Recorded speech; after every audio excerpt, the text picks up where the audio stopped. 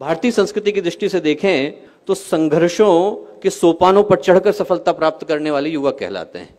लाखों वर्षों तक कोयला घिसा जाता है तो हीरा बन पाता है, भट्टी में सोना तपा जाता है तो कुंदन बन पाता है, प्रकृति के प्रतिरोधों को सह सकने वाला बीज वृक्ष बन पाता है और धाराओं को चीरने वाला तैराक बन पाता है। जितनी भी परिभाषाएं हैं, जितने भी उदाहरण हैं, वो सारे के सारे युवा व्यक्तित्व के, युवा सोच के, युवा चिंतन के उदाहरण हैं।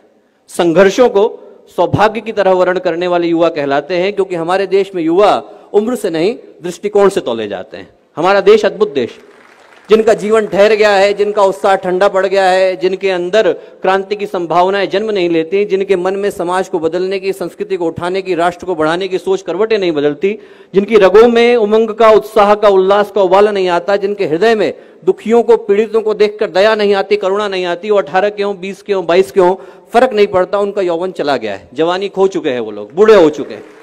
और वहीं पर यदि व्यक्ति 60 का है, 80 का है, 90 का है, 120 का है, यदि उसके मन में राष्ट्र के निर्माण की, संस्कृति के उत्थान की, यौगिक उत्कर्ष की बात आती है, तो हमारी दृष्टि में युवा है, क्योंकि हमारा देश उमंग से, उत्साह से, उल्लास से ओतप्रोत युवाओं का देश।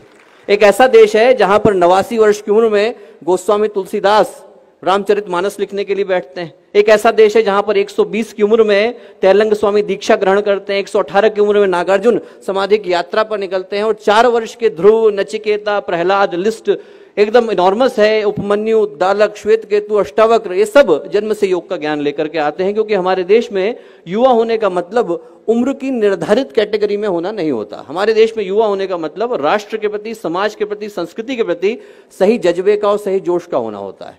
और दोस्तों, आज की तारीख में अपना देश, अपना समाज ऐसे युवाओं की तलाश बड़ी शिद्दत से कर रहा है, बड़े दिल से कर रहा है। क्यों?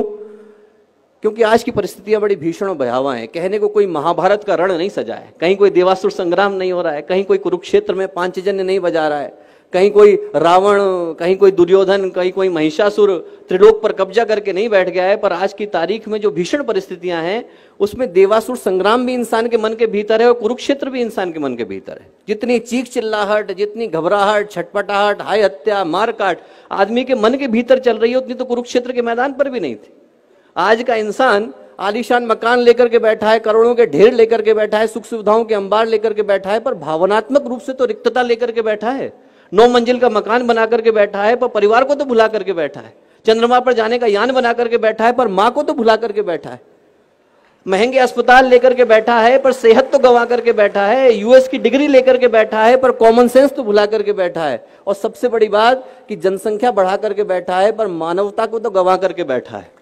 तो दोस्तों, यदि ये सब कुछ ऐसा ही चलता रहा जैसा आज हम देख रहे हैं, तो हम अपने बच्चों के लिए शमशान घाट छोड़ करके जा रहे होंगे। हमारे बच्चे हमें कभी माफ नहीं करेंगे। इस दुनिया को बदलने की आवश्यकता है, और इस दुनिया को बदलने के लिए ऐसे व्यक्तित्वों की आवश्यकता है जिनका जीवन उन प्रकाश स्तंभों की तरह से हो जो भटकते राहियों को दिशा दिखा सके, जिनका जीवन उन टिमटिमाते दीपों की तरह से हो जो घटाटोप अंधियारे से लड़ने का साहस रखते हो, जिनका जीवन उन नींव के पत्थरों की तरह से हो जो अपने कंधों पर इमारतों को उठाने का दम रखते हो, जिनका जीवन उन नाव के मस्तूलों की तरह से हो जो धाराओं को चीरने का साहस रखते हो, जिनका जीवन पूज्य गुरुदेव की तरह से हो, एक ऐसे व्यक्ति की तरह से हो जिनने अपने जीवन के 58 वर्ष किसी से मुलाकात नहीं करी और बाकी के 22 वर्षों में 3400 किताबें लिखी और सारी की सारी फ्री अवेलेबल करा दी, कोई ले जाए उसे, no copyright, anyone can have it.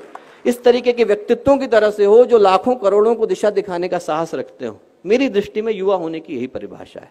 जिसका जीवन पवित्रता और प्रखरता की परिभाषा बन जाए, वो युवा कहलाता है। और इस देश का सौभाग्य है कि आज हमारी 70% आबादी युवा आबादी, और इस सौभाग्य को दुर्भाग्य बनते देर नहीं लगेगी। यदि इतने सारे लोगों को हम लोग दिशा देने से वंचित रह गए, इतने सारे लोगों को यदि हम लोग सही दिशा नहीं दिखा पाए, तो इस सौभाग्य को दुर्भाग्य बदलते देर नहीं लगेगी। तो दोस्तों, जो युवाओं का यौवन है, उनकी संघर्षों से लड़ने की क्षमता है, वो धारा है। हिंदी में हम लोग कहते हैं दिशा धारा, वो धारा है, और उसके जीवन को सही दिशा देने का नाम योग का है। उनके अंदर का जो उद्दाम है, वो उनके जीवन की धारा है, और उसको समग्रता, संतुलन, स्वाभिमान देने का काम योग का है। योग का अर्थ शारीरिक सौष्ठव से नहीं है, अदरवाइज हर जिम्नास्ट जो है वो योगी कहलाता। पतंजलि योग सूत्र की रचना कोई सर्कस का कलाकार करता। योग का सच्चा अर्थ योगस्य चित्तवृत्ति निरोधा से है, जिसका अर्थ आदमी को मन की चंचलताओं का ठहर जाना है। योग का सच्चा अर्थ समत्वम योग उच्चते से है, जिसका अर्थ व्यक्तित्व के सभी आयामों का संतुलित हो जाना है। और योग का सच्चा अर्थ योग कर्मसु कौशलम से है, जिसका अर्थ मानवीय संभावनाओं के शिखर पर पहुंच जाना है।